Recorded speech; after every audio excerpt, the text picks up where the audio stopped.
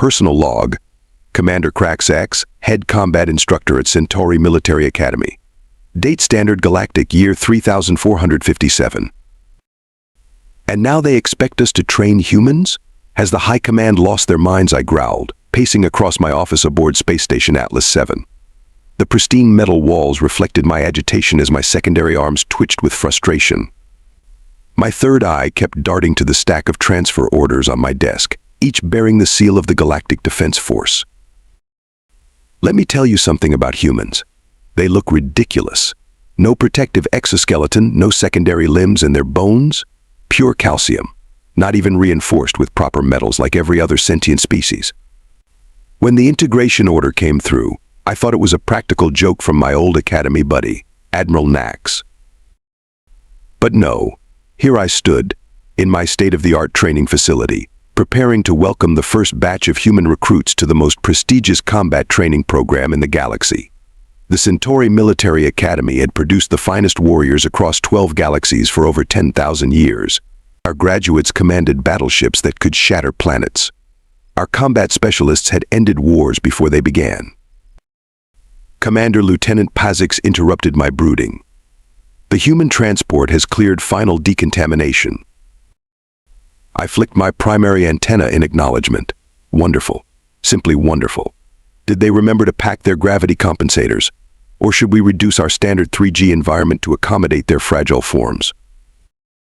Pazix's scales shifted to an embarrassed purple. Sir, they declined the gravity compensation offers. What I stopped pacing. My ridge spines rose in surprise. Do they have a death wish? Even the Karzik use compensators in our training facilities. The transport's arrival alert echoed through the station. Through the reinforced viewing panels, I watched the sleek vessel dock with our primary bay.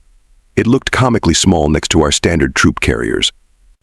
The humans had adapted one of their civilian ships for military transport, claiming it was more. What was their word? Cost-effective. Gather the current class, I ordered Pazix. Let them see what the High Command has saddled us with, and make sure Medical Base 6 is prepped. I give these humans 2 hours before the gravity starts crushing their primitive cardiovascular systems. As I made my way to the docking bay, my mind wandered to the briefing files. The human military had achieved some minor victories in their sector, mostly against pirate bands and rogue mining operations. But this was the Centauri Academy. We trained warriors who could punch through battleship armor with their bare hands. The integration program was supposed to strengthen diplomatic ties between Earth and the Galactic Alliance. In my opinion, we should have sent them some basic defense technology and called it a day. But no, some bright spark in command thought actual integration would show goodwill.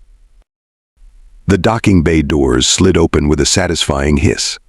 My current class of cadets had assembled, all 40 of them representing the finest species the galaxy had to offer. Tall, proud Andorians with their silicon-based muscle structures.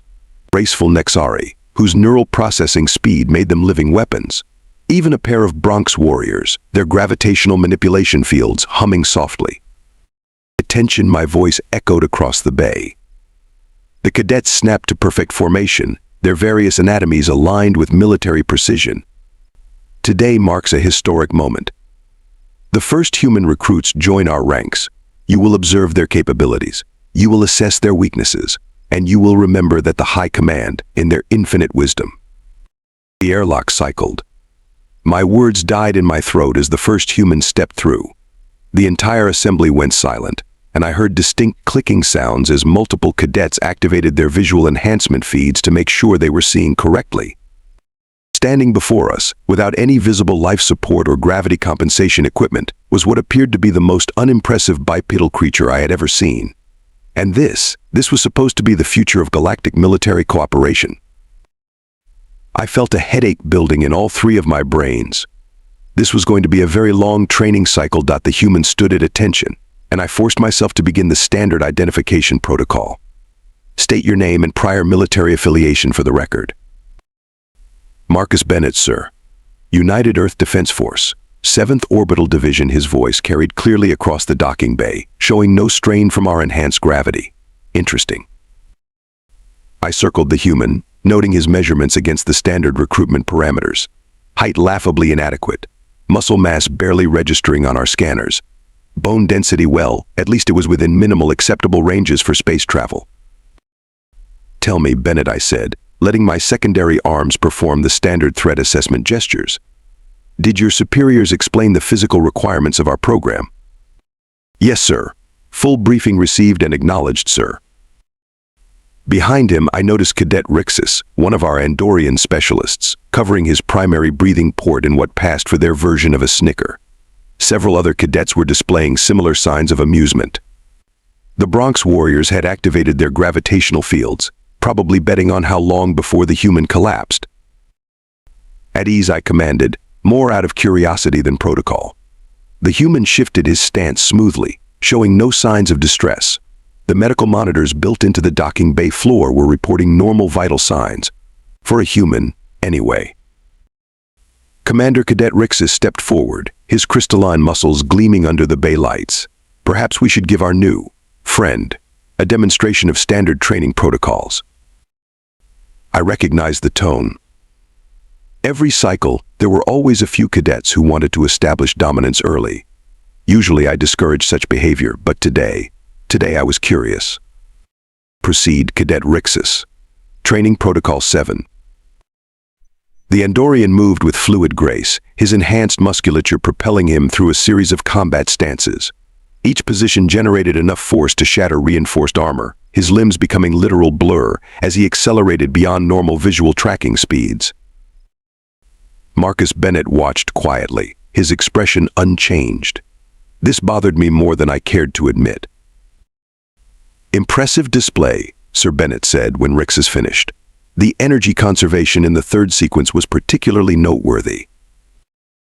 Rixus's secondary heart nearly stopped. You could follow that." "Of course, sir." The movements aligned closely with several Earth martial arts principles, just executed at higher velocities. A murmur ran through the assembled cadets. The Nexari twins in the back row were rapidly exchanging neural signals, their confusion evident in their fluctuating aura patterns. "Perhaps," suggested Cadet Zara, her tentacles writhing with barely contained mirth, "our human friend would like to demonstrate his own combat capabilities." Now this I had to see. Bennett. Combat stance. The human moved into position, and I heard several cadets activating their recording functions. This would undoubtedly provide entertainment during the next rest cycle. His stance was wrong. All wrong. Centers of gravity misaligned, limbs positioned inefficiently, no secondary or tertiary backup postures. It went against every principle of advanced combat we taught here. Yet something in my combat instructor's intuition twitched. The stance looked wrong, but it felt balanced, like a puzzle where all the pieces were deliberately placed upside down. Sir Bennett spoke, still maintaining his position. "Request permission to access the training floor's full gravity controls." "Denied," I snapped. "Those controls are for advanced training scenarios only. No recruit touches them before completing basic certification." "Understood, sir. Just thought I'd ask, was that a smile? In this gravity?" The next few minutes were filled with the standard intake procedures: assignment of quarters, distribution of training schedules, and basic facility orientation. Throughout it all, Bennett maintained that same quiet demeanor, absorbing information with unexpected efficiency. One final thing I announced as the procedures concluded. As per tradition, new recruits must select their training partners for the first cycle. Choose carefully, Bennett. Your survival may depend on it. The human's eyes scanned the assembled cadets. The Bronx warriors stepped back slightly, their gravitational fields intensifying. No one wanted to be stuck training a weak species. "With respect," Sir Bennett said, "I would like to request Cadet Rixus as my primary training partner." The docking bay erupted in multiple frequencies of laughter. Rixus's crystalline form literally sparkled with amusement. "You want to train with our top combat specialist? The cadet who just demonstrated moves you couldn't hope to match in 1,000 cycles." "Yes, sir." "Unless he objects." Rixus stepped forward, his secondary arms already forming the traditional acceptance gestures. I accept. This will be educational for all of us. As the cadets filed out, I noticed something odd. Bennett's vital signs hadn't fluctuated once during the entire process. Not during the demonstrations, not during the mockery, not even during the partner selection. Either the human was exceptionally well trained at controlling his biological responses, or... No, impossible. These humans were barely out of their gravity wells. They couldn't possibly. Could they? Personal log addendum, first training cycle, day 1. Begin physical assessment. My voice boomed through the training arena as 20 different holographic obstacle courses materialized. Each cadet would face challenges tailored to their species' known capabilities. For Bennett, I had programmed the course used for juvenile Nexari. Even that might prove too challenging. First test. Endurance protocols, I announced, watching as environmental controls adjusted. Complete 50 laps of your designated track. Gravity increasing by 0.5 g every 10 laps. The cadets took off. Rixus immediately took the lead, his crystalline form glinting as he accelerated. The Bronx warriors activated their gravity manipulation fields, practically floating through their laps. Even the Nexari twins moved with impressive speed, their neural networks optimizing every stride. Bennett started at a steady pace. Not fast, not slow, just moving. Having trouble keeping up, soft-skinned Rixus called out as he lapped the human for the 3rd time. Perhaps we should requisition you a transport vehicle. The other cadets laughed, their various respiratory systems creating a symphony of alien amusement. Bennett kept running.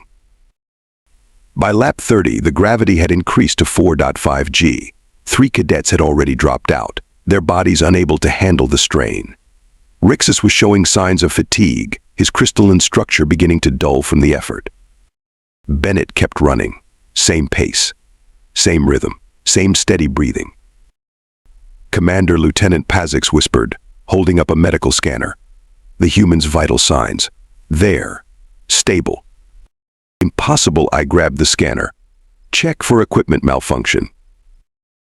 But the readings were clear. Heart rate elevated but within sustainable ranges. Oxygen consumption optimal. Lactic acid buildup minimal. By lap 45, only Rixus and Bennett remained on the track. The gravity now pushed at 5.75 g. Rixus's steps had become labored, his superior physiology fighting against the crushing force. Bennett kept running. When the final lap concluded, the training arena fell silent. Rixus collapsed, his cooling systems working overtime. Bennett stopped, walked to the hydration station, and took a single sip of water. Beginner's luck, someone muttered. Weapon drills, I barked, trying to shake off my unease. Standard issue plasma rifles, 10 rounds, moving targets. Now this would show proper skill differences. Our weapons were designed for multiple limbed species, with neural interface controls and gravitational compensation systems. Bennett struggled to even hold the rifle correctly. His 2 arms fumbled with controls meant for 4. The neural interface, unable to properly sync with his primitive nervous system, sparked and fizzled. Watch and learn, human Rixus said, hefting his rifle with practiced ease. His shots rang out, each one finding its mark with surgical precision. This is how a real warrior handles advanced weaponry. The cadets took turns, most showing acceptable accuracy. When Bennett's turn came, his first shot went wide, missing the target completely. His second barely grazed the outer ring. By the 5th shot, snickers had turned to outright laughter. Perhaps we should give him a slingshot instead, Zara suggested, her tentacles rippling with amusement. Bennett finished his round with only 2 hits within scoring range. The worst performance I'd seen in 20 cycles of training. Hand-to-hand combat, I announced. Partner sparring. No augmentations, no gravity manipulation.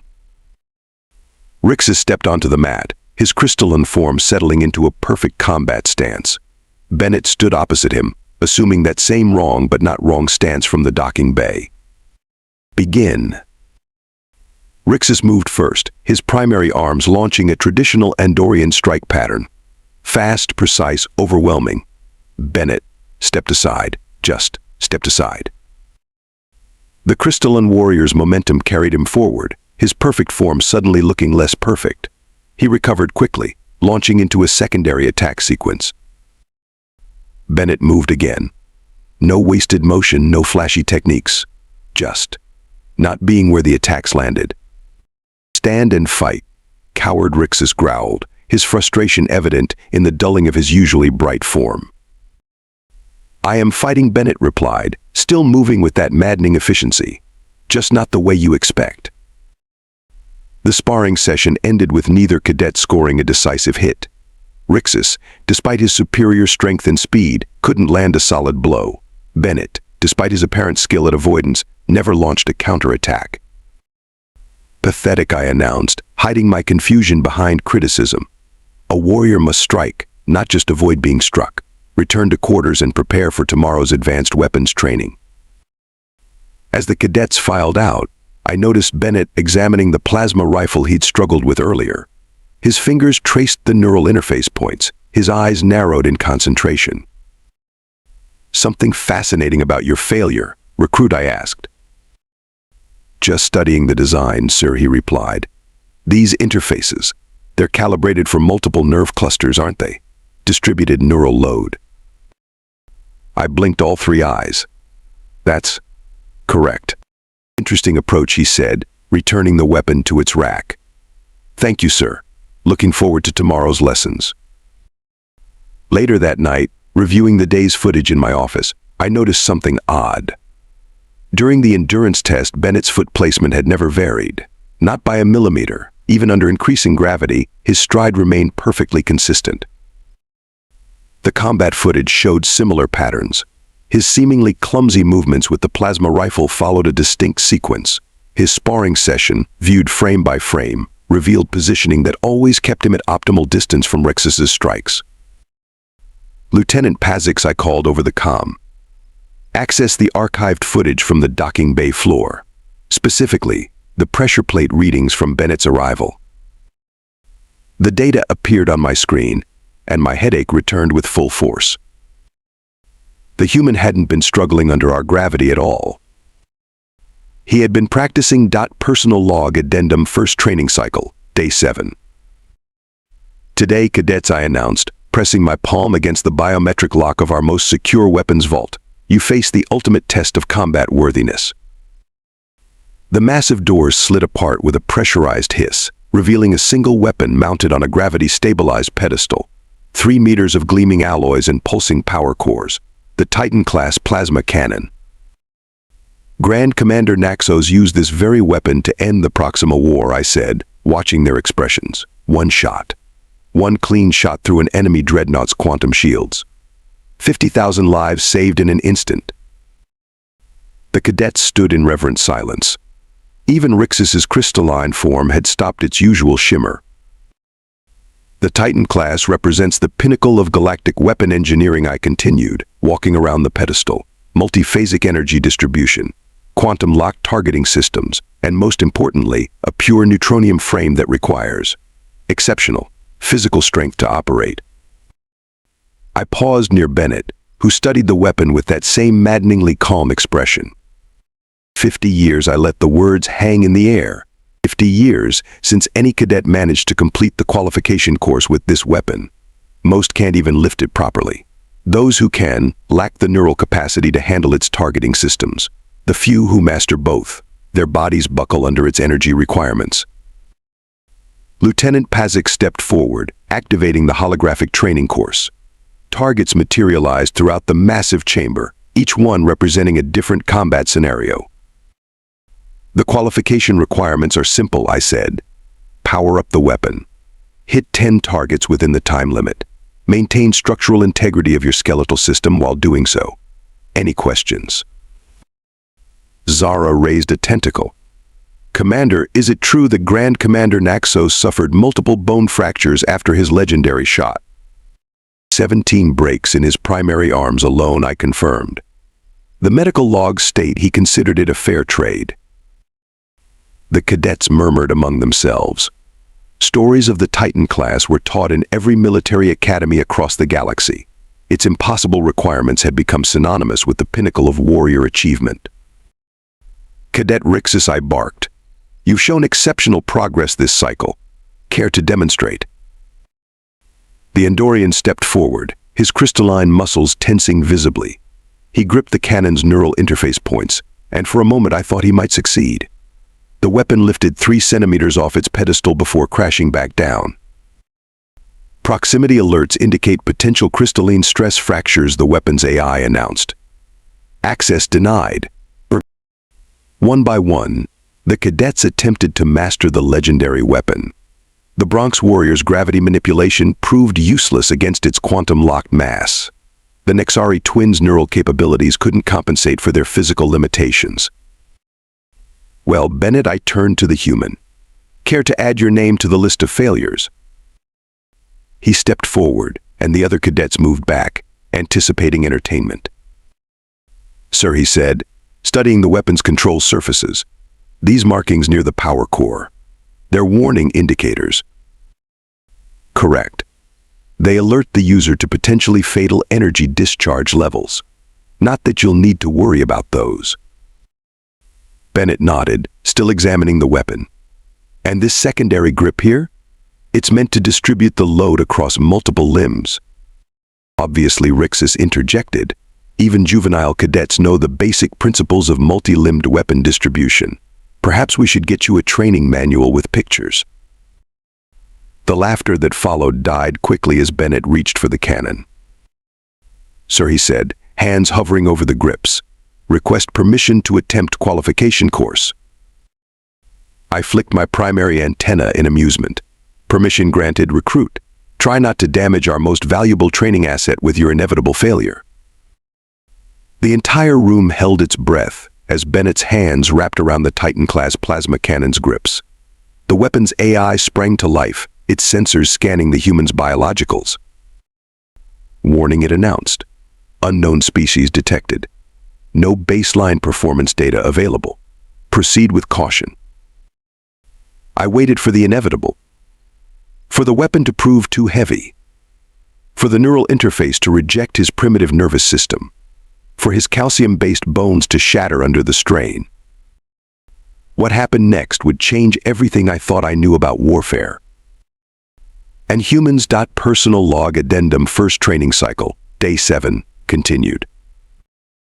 Have you ever witnessed something so impossible that your brains refuse to process it?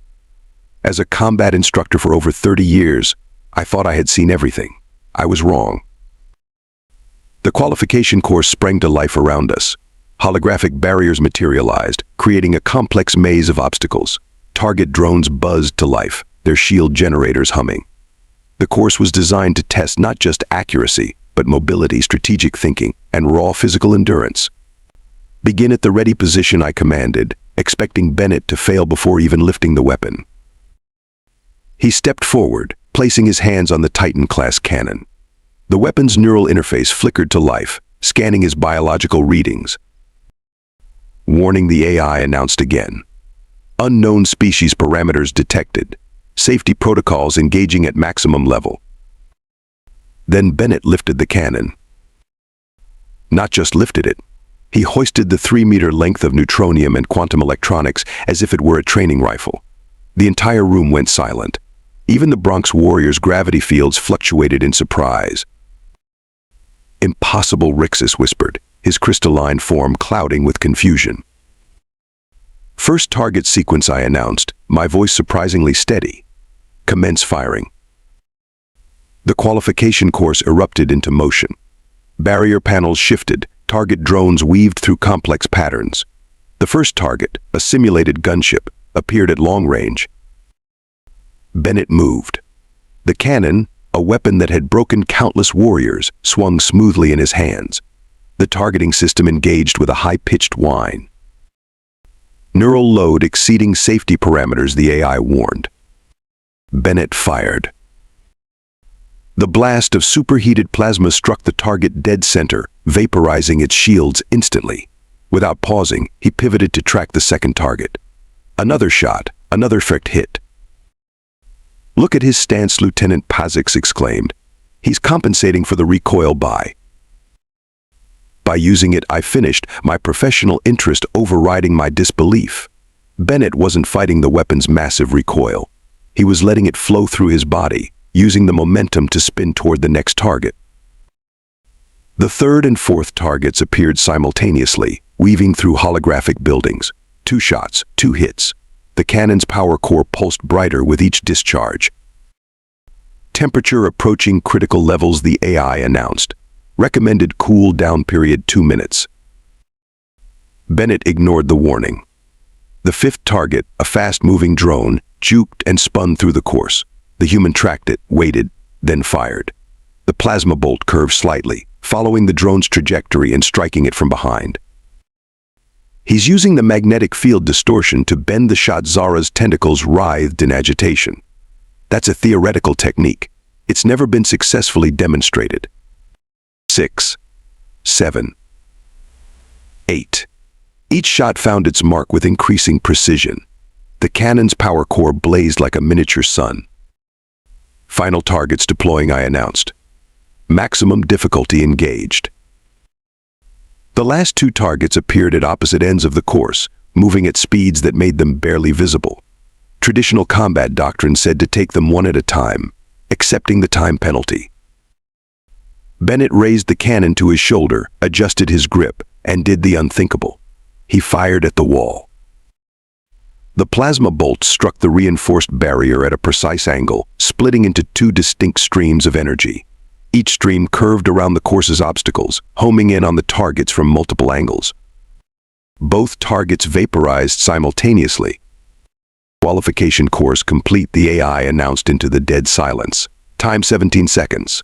New course record established. Previous record 43 seconds, held by Grand Commander Naxos.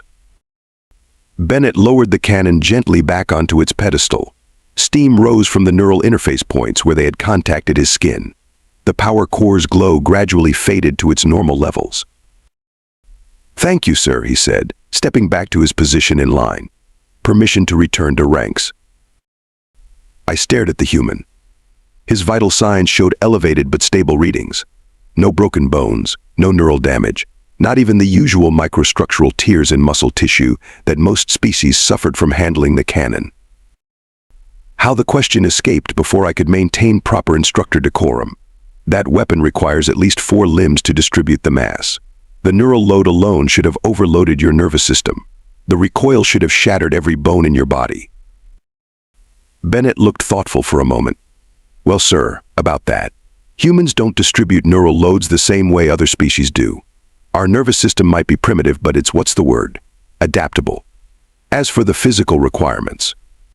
He shrugged. I grew up in a 2G mining colony. This feels pretty normal.